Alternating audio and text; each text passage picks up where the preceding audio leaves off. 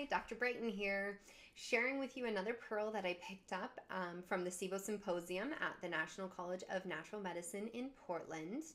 Something we talked about quite a bit during the symposium was how do we caution our patients when it comes to traveling abroad? You might be thinking to yourself, well, what does travel have to do with SIBO or IBS? Well, if you have SIBO or IBS, your migrating motor complex is compromised, or the MMC. The MMC is responsible for your gut transient, and we think of it as like the house cleaner in your gut.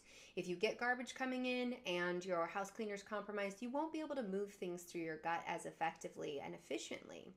What this means for someone with SIBO or IBS is that if you're to go to a country where the water is compromised, or maybe you're eating food that isn't cooked as well, you're ingesting these things, it takes much less bacteria for you to be able to become sick and develop food poisoning. If you're thinking, oh, well, it's just food poisoning, let's remember that the underlying cause of IBS and SIBO is thought to be food poisoning, and specifically looking at foods bacteria like Campylobacter, Shigella, E. coli, and also Salmonella, some of those that produce toxins.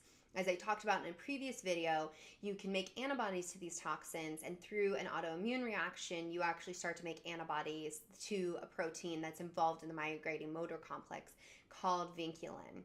So if you have SIBO or IBS, you need to be very careful when traveling abroad, not drinking water that isn't known to be safe. You can also boil water that kills many of these bacteria, and being really cautious about food. Make sure that your meat is cooked well.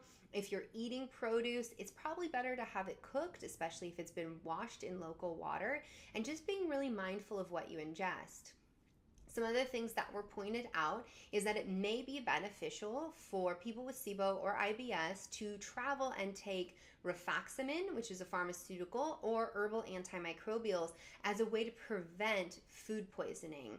Basically a way to make up for the fact that your gut isn't functioning in a way that would protect you. And while you work to heal your gut, that doesn't mean we want you to stop traveling and having fun. That's definitely part of the piece, is reducing stress. So it may be beneficial for you to take herbal or pharmaceutical antimicrobials.